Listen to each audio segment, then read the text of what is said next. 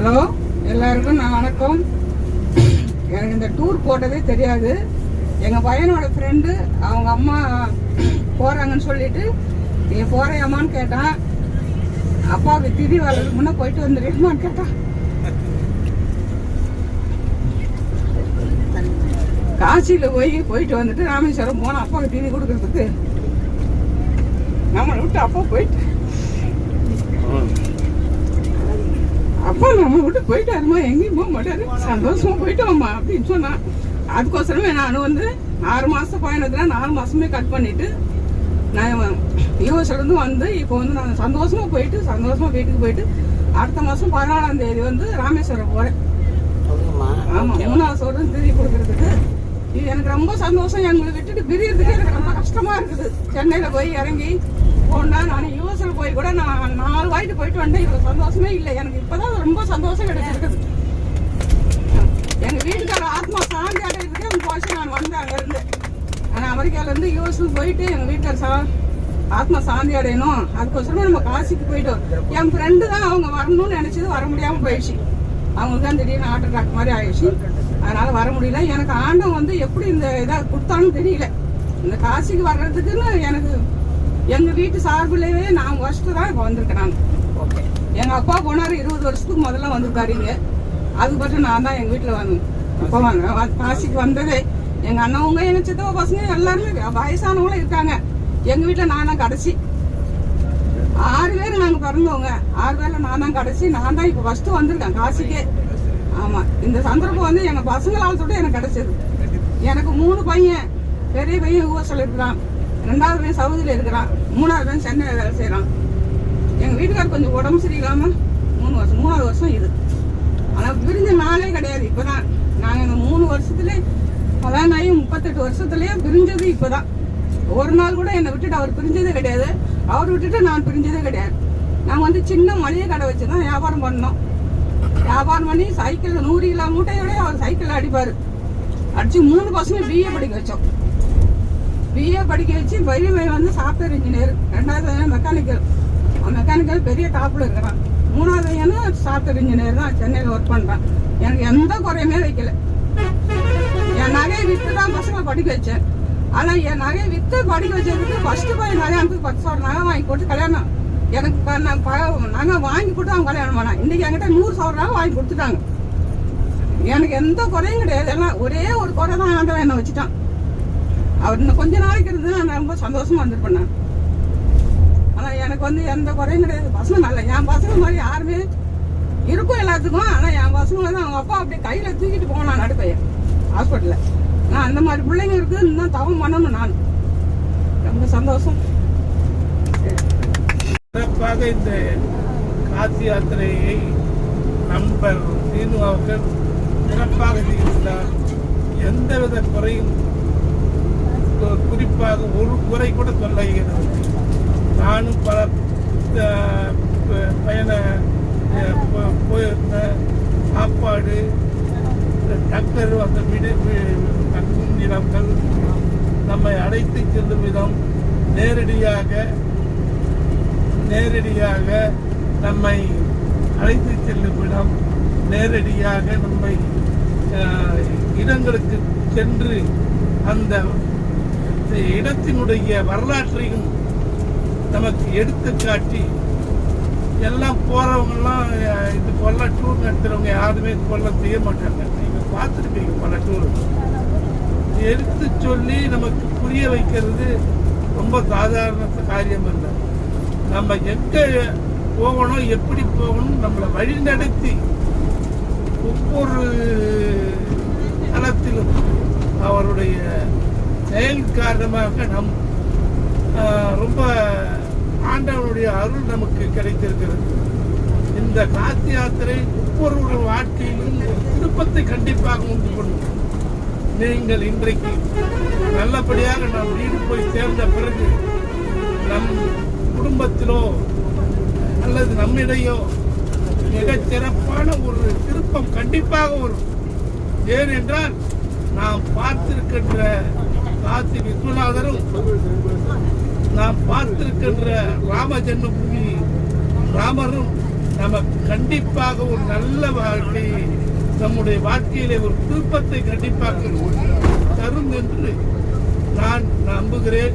மேலும் திருப்பதி சென்று வந்தால் திருப்பம் வரும் என்று சொல்லுவார்கள். அதே போன்றுதான் இங்கும் காசிக்கு போய் வந்தால் நிச்சயமாக ஒரு வாழ்க்கையிலே திருப்பம் வரும். எனவே நீங்கள் அனைவரும் இந்த ஒத்துழைப்பு தந்து இந்த அளவுக்கு அவர் ஒரு குறிப்பிட்ட நேரம் சொன்னார். அதற்கு முன்பாக தயாராக இருந்து யாருமே ஒருத்தர் கூட குறை சொல்ல முடியாது. எல்லாருமே நல்லா கோஆபரேட் பண்ணாங்க. அது அவர் மறுக்கவே முடியாது. அவர் 5:30 மணிக்கு வரணும்னு சொன்னா 5 மணிக்கு அங்க இருப்பாங்க எல்லாம். அதே போல 4 மணிக்கு வரணும்னு சொன்னா 3:30 மணிக்கே எல்லாரும் இருப்பாங்க. நானும் பல நாள் தூக்கெல்லாம் கட்டுச்சு. இருந்தாலும் கூட அதுவும் எங்க வீட்டுல இருக்குது. நீங்க 4 மணிக்கு வரணும்னா என்ன 3:30 மணிக்குன்னு இல்ல 2:30 மணிக்கே ஆயிட்டு விடுவாங்க.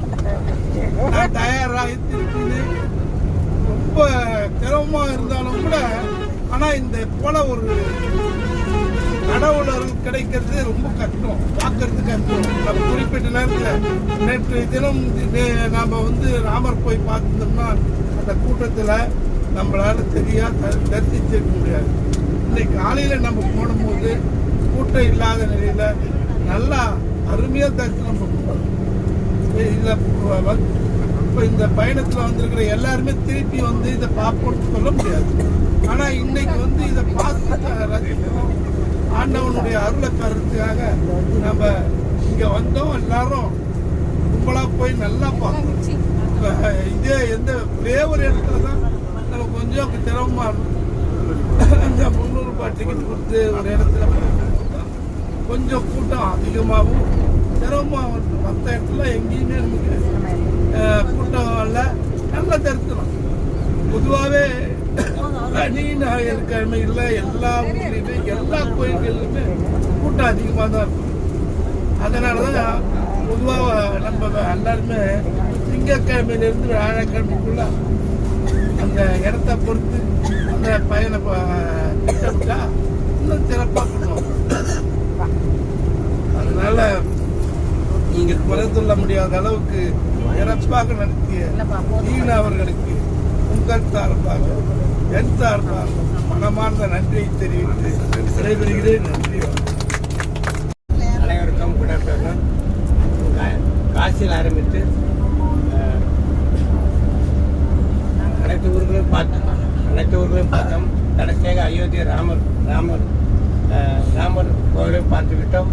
பிறகு தங்கும் வசதியும் சாப்பாட்டு வசதியும்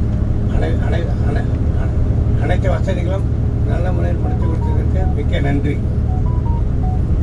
என்னுடைய சர்வீஸில் ஒரு 2 தடவை பஸ் டூர் போயிருக்கு. ஒரு 6 நாள் சொல்கிறது ஒன்று செய்கிறது ஒன்றுமா இருப்பாங்க.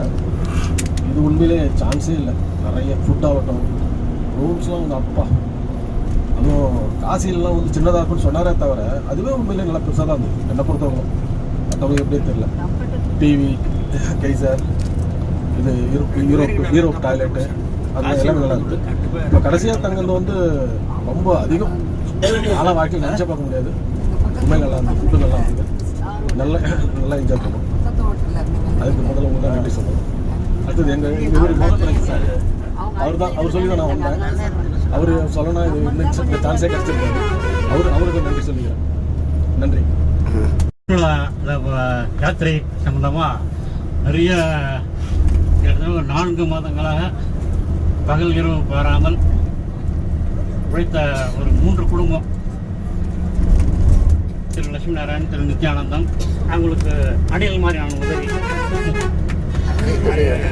இந்த 3 குடும்பத்தை சேர்ந்தது தான் இந்த மொத்த 48 இடம். இப்போ உதாரணத்துக்கு என்ன எடுத்தீங்கன்னாக்கா என் மூலியமாக 21 டிக்கெட்டு, இப்போ சார் மூலியமாக 10க்கு மேலே, அடுத்த சார் மூலியமாக 10க்கு மேலே. ஆக ஒரு 3 பேருடைய இது பேச்சு ஆரம்பித்து ஒவ்வொருத்தராக உறவினர்கள் மத்தியில் பரவி நான் வரேன் நீ வரேன்னு சொல்லி இதை ஏற்பாடு நடந்தது. இதுக்கு கிட்டத்தட்ட ஒரு 4 மாத உழைப்பு அவங்க 2 பேருக்கு அதிகம்.